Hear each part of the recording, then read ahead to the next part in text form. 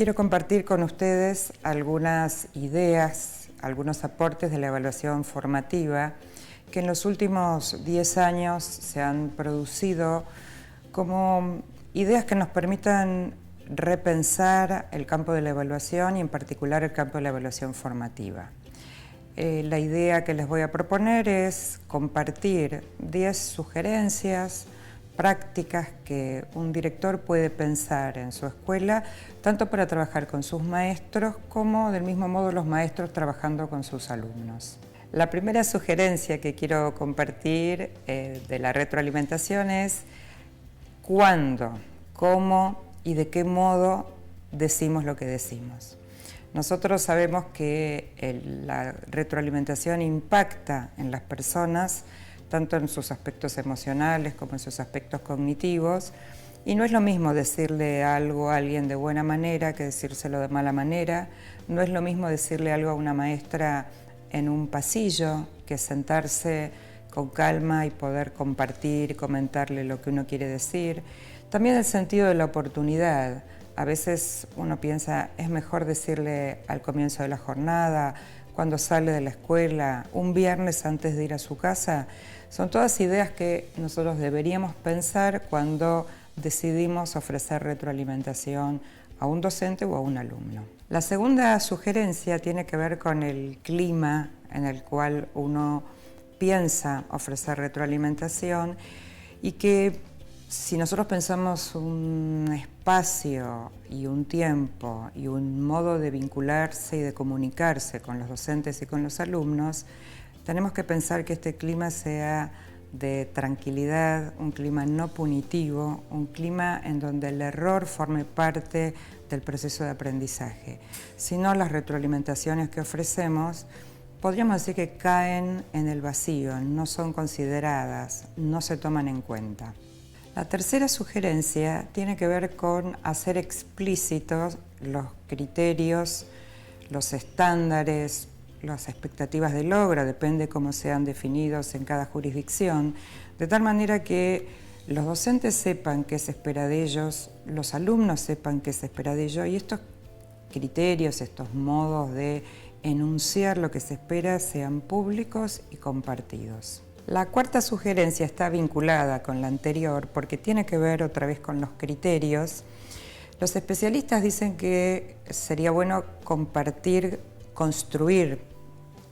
los criterios con los docentes en el caso de su desempeño y en el caso de los alumnos con respecto a sus aprendizajes, porque la verdad es que cuando uno va construyendo los criterios va aprendiendo de aquello que está discutiendo, pensando, analizando. Por ejemplo, si les proponemos a los alumnos que aprendan qué es redactar o cómo se redacta un buen cuento, si nosotros discutimos con ellos primero qué es un buen cuento y qué no es un buen cuento, y lo hacemos con un ejercicio muy simple como traer muchos libros de cuentos y poner en una pila cuentos que creemos que son buenos y cuentos que creemos que son malos.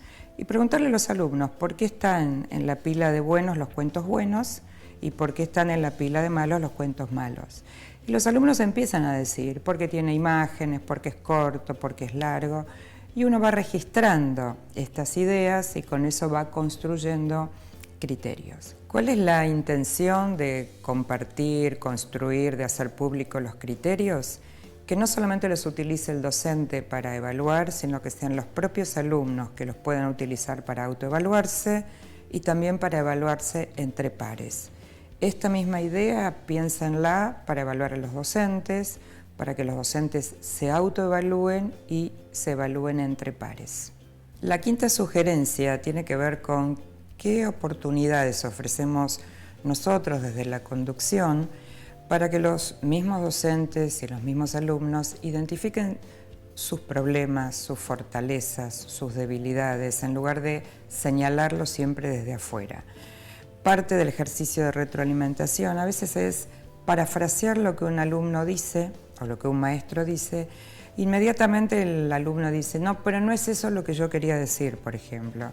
Y entonces no hace falta que uno le diga nada acerca de su debilidad o de su fortaleza, sino es el mismo alumno o es el mismo docente quien lo reconoce.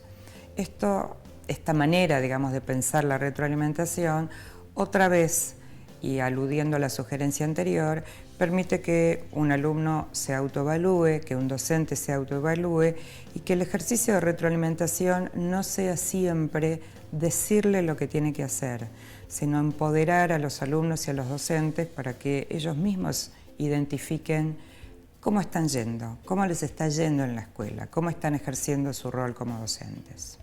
La sexta sugerencia tiene que ver con la cantidad de información que uno puede ofrecer en una retroalimentación.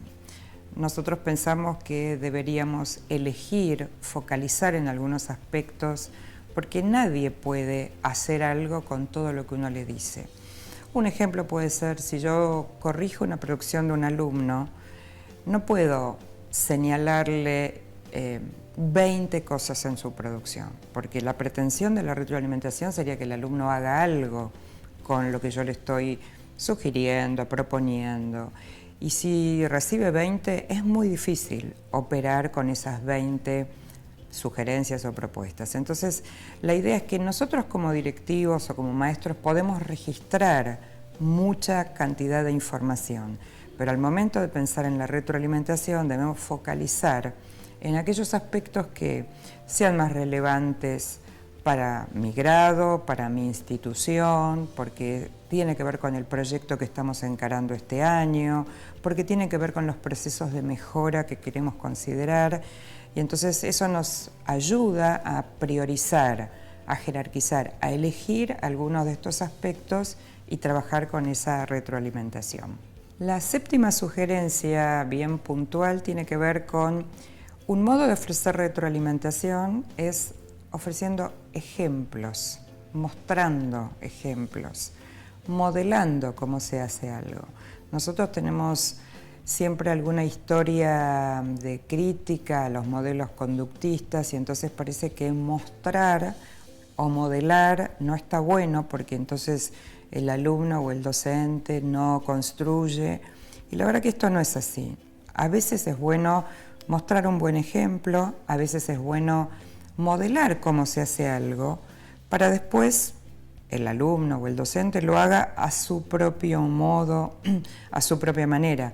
Pero esta idea de piensen cómo lo harían, por ejemplo, y no ofrecer ningún ejemplo, muchas veces deja en el camino a muchos alumnos o a los docentes sin saber exactamente cuál es la propuesta. Así que buenos ejemplos es una buena manera de retroalimentar. La octava sugerencia tiene que ver con pensar dos cuestiones muy importantes en la retroalimentación. La primera es valorar aspectos positivos. Todos los alumnos y todos los maestros hacen cosas bien. Entonces, el primer ejercicio que uno debería hacer cuando uno ofrece retroalimentación es identificar aquello que hacen bien, aquellas fortalezas, aquello que muestra lo que el maestro sabe, lo que el alumno sabe, y para poder, obviamente, después avanzar sobre otros aspectos. Pero esta valoración, uno diría, casi sería el comienzo de una buena retroalimentación. La segunda idea es que no siempre necesitamos decir cómo hay que hacer las cosas.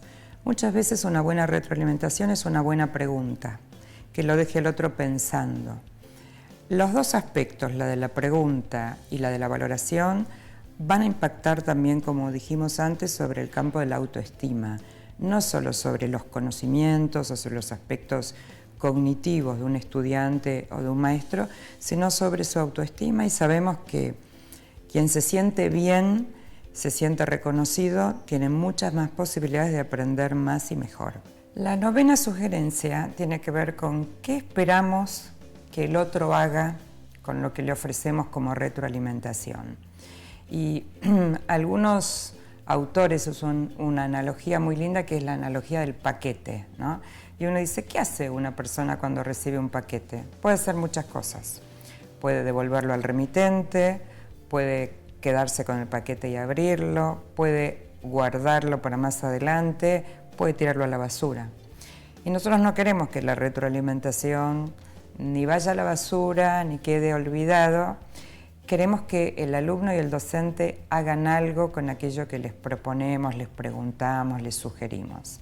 Entonces es muy importante no solamente ofrecer retroalimentación, sino que seamos muy claros en qué queremos que hagan nuestros alumnos o nuestros docentes con esa retroalimentación. Por ejemplo, volver a escribir el trabajo, por ejemplo, pensar otra estrategia para la próxima clase, o sea, ser muy claros en el pedido. La última sugerencia es una bien específica y es un ejemplo de lo que en el campo de la retroalimentación llamamos protocolos, que son una especie de redes de conversaciones organizadas que tienen una estructura, que lo que permiten es en muy poquito tiempo ofrecer retroalimentación. Este es un ejemplo de muchos otros que hay y consiste en 3 preguntas. La primera es ¿a dónde voy?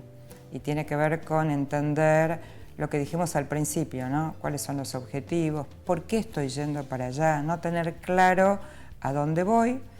La segunda es ¿cómo me está yendo? ¿Cómo estoy yendo? ¿Qué creo que está bien? ¿Creo que debería mejorar? ¿Qué recurso necesito? ¿Qué ayuda necesito? El tercer punto es ¿cómo sigo? Porque tenemos que pensar en el futuro, tenemos que pensar hasta aquí llegué, ¿qué más tengo por delante? ¿Hacia dónde voy? ¿Qué otros aprendizajes? Si nosotros pensamos que este modo de ofrecer retroalimentación es un buen camino porque estamos formando o queremos formar estudiantes autónomos, queremos formar docentes que cada vez sean más profesionales, capaces de tomar buenas decisiones y seguir, como siempre, aprendiendo. En educación no tenemos techo, el cielo, uno podría decir que es casi el horizonte hacia donde deberíamos trabajar cotidianamente, de manera conjunta, maestros, docentes, alumnos, padres y la sociedad en su conjunto.